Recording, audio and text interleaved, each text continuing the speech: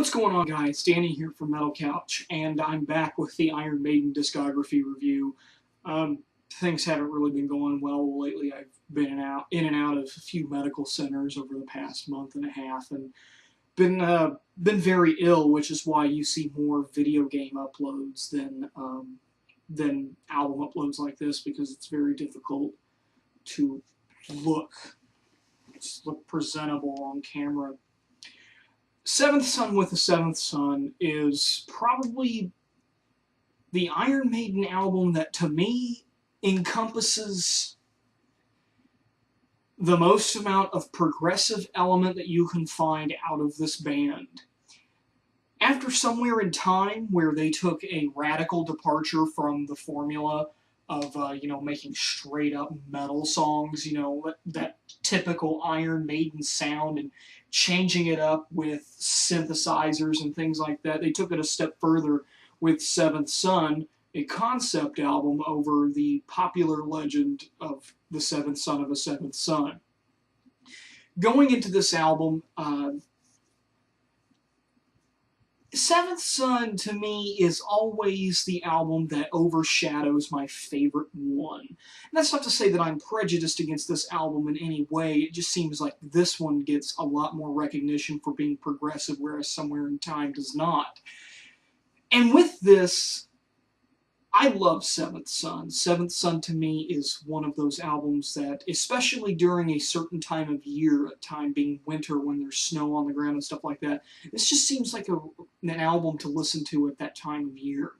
With the popular opening song, Moonchild, and other tracks, I mean, really, this whole album is fantastic, save for two songs. And I know one of them that I'll be speaking about is going to be weird, that people think, that want to know why I think like this. Infinite Dreams, to me, is probably one of the worst popular Iron Maiden songs I've ever heard. I can't stand Infinite Dreams. That slow intro and all of that, and I understand doing stuff different is completely natural for a band. I just don't understand why this song gets so much recognition that it has. And to me, it's not even a Maiden song until halfway through. And The Prophecy. The Prophecy is a very love-hate track. On this album, Bruce Dickinson starts to display a type of voice that we'll get into in the next album, Fear of the Dark.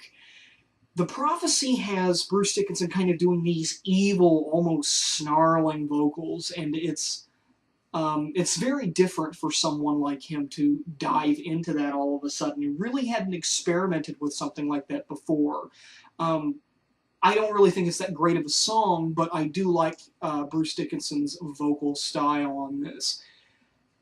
And with other tracks like Can I Play With Madness and that childlike melody for the chorus, it's a really great song there. The Evil That Men Do is a fantastic track. The title track is probably one of my favorite of the quote-unquote Iron Maiden epic songs.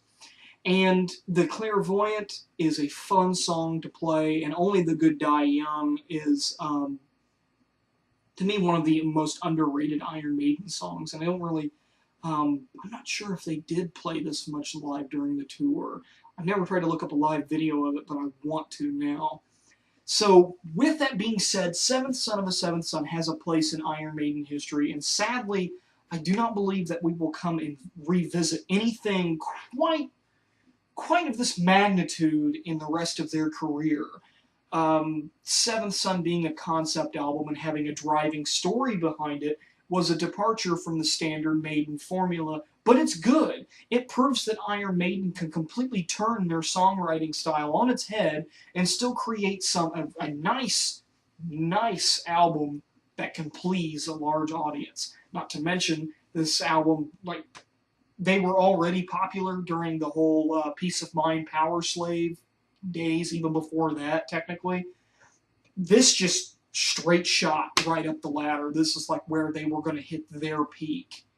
And then the 90s happened, but we'll get into that in the next video with Fear of the Dark.